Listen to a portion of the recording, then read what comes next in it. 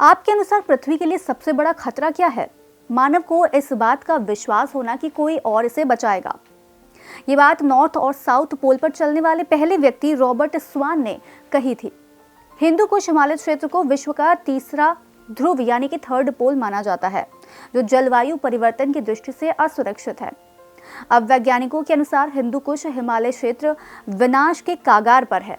International centre for integrated mountain development यानी कि ICIMOD के अनुसार इस जैव मंडल यानी कि बायोस्फीयर में प्राकृतिक नुकसान तेजी से और बहुत बड़े पैमाने पर हो रहा है। साथ ही इन्होंने इस बात का खुलासा भी किया है कि हिंदू कुश हिमालय क्षेत्र विनाश के कागार पर एक जीव मंडल है। ICIMOD ने नेपाल में जैव विविधता और पारिस्थितिकी तंत्र सेवाओं पर अंतर सरकारी विज्ञान नीति मंच यानी कि IPBES के नेक्सस मूल्यांकन पर चल रही बैठक के दौरान ये खुलासा किया है। 5 फरवरी से शुरू होकर 9 फरवरी तक चलने वाली IPBES असेसमेंट मीटिंग को पहली बार साउथ एशिया में आयोजित किया जा रहा है। अब हिंदू कुश हिमालय को विनाश के कागार पर पहुंचा जैव मंडल घोषित करने का क्या अर्थ है? इस स्थिति पर पहुंच जाने का क्या प्रभाव होगा और इसका सलूशन क्या हो सकता है? इन सभी प्रश्नों के जवाब को समझने के लिए आइए जानते हैं क्या कहते हैं IAS की faculty Vivek Ojha sir. International centre for integrated mountain development के तत्वावधान में काठमांडू नेपाल में हुई बैठक में वैज्ञानिकों ने हिंदू कुश हिमालय को जैवमंडल आरक्षित क्षेत्र यानी बायोस्फीयर घोषित कर दिया है, जो विनाश के कगार पर भी पहुंच चुका है। अब सवाल ये उठता है कि इसका इम्प्लीकेशन क्या है, इसके विनाश के स्तर पर पहुंचने के चलते जो इसे बायोस्फीयर घोषित किया गया है, ये क्यों किया गया है? दरअसल इसे बायोस्फीयर इसलिए घोषित किया गया है क्योंकि अब इसका संरक्षण बहुत जरूरी हो गया है। हिंदुकुश हिमालय ऐसा क्षेत्र है जहां 240 मिलियन से अधिक लोग रहते हैं और गंभीर जलवायु परिवर्तन और ग्लोबल वार्मिंग के चलते इस क्षेत्र की कृषि, जल संसाधन, ग्लेशियर, स्वास्थ्य बुरी तरीके से प्रभावित हुआ है। इस क्षेत्र के ग्लेशियर कम से कम 10 प्रमुख नदी प्रणालियों को जीवित रखते हैं। UNDP भी कह चुका है कि वर्ष 2100 तक हिंदुकुश हिमालय के ग्लेशियर अपनी 2/3 बर्फ से विहीन हो सकते हैं। वर्ष 2100 तक इसके चलते 2 अरब लोगों को भोजन और पानी की कमी का सामना करना पड़ सकता है। हिंदुकुश हिमालय के देशों को देखें तो और समझ में आएगा कि इसे बायोस्फीयर घोषित करने की जरूरत क्यों पड़ी। इस क्षेत्र में भारत, चीन, पाकिस्तान, अफगानिस्तान, भूटान, म्यांमार, नेपाल जैसे देश आते हैं। इन 8 देशों में हिंदुकुश हिमालय 3500 स्क्वायर किलोमीटर क्षेत्र में फैला है और इसमें अंटार्कटिका और आर्कटिक के बाद जमे हुए पानी का दुनिया का तीसरा सबसे बड़ा भंडार है।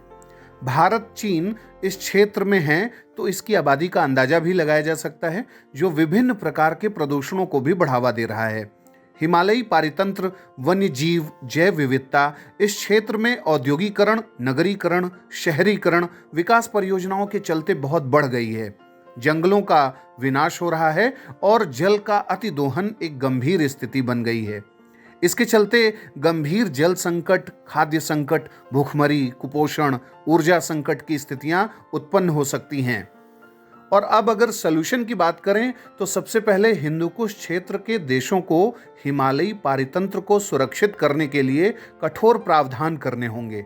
अलग अलग प्रकार के उत्सर्जनों पर जल्द से जल्द लगाम लगानी होगी। हिंदुकुश क्षेत्र में विकास परियोजनाओं, पनबिजली परियोजनाओं की पर्यावरणीय ऑडिटिंग भी कराया जाना जरूरी है। कृषि पद्धतियों में अपेक्षित सुधार करना, धारणीय पर्यटन को बढ़ावा देना होगा और उस पर विचार करना होगा गंभीरता से। पहाड़ों और उस क्षेत्र की नदियों, जैव विविधता के संरक्षण के लिए सिविक पार्टिसिपेशन और अंतर्राष्ट्रीय सहयोग के साथ ही आगे बढ़कर पॉजिटिव आउटकम प्राप्त किए जा सकते हैं। तो ये एक बहुत ही अलार्मिंग सिचुएशन है, पर्यावरणीय संकट की स्थिति है हिंदुकुश क्षेत्र में और सतत विकास के लिए ये जरूरी है, समावेशी विकास के लिए जरूरी है कि इससे निपटने के लिए सभी राष्ट्र एक समन्वित और एकीकृत दृष्टिकोण से काम करें। वैसे नेक्सस मूल्यांकन का उद्देश्य जलवायु परिवर्तन के संदर्भ में जैव विविधता, पानी, भोजन और स्वास्थ्य के बीच संबंधों की समझ को बढ़ाना है। इसके बदले में उन्हें बेहतर नीतियों के विकल्पों की पहचान करने और संबंधित क्षेत्रों में सहयोग को बढ़ावा देने में मदद मिलेगी। आंकड़ों के अनुसार इस क्षेत्र में लगभग 241 मिलियन लोग रहते हैं और उनमें से लगभग 31% लोग भोजन के मामले में असुरक्षित हैं।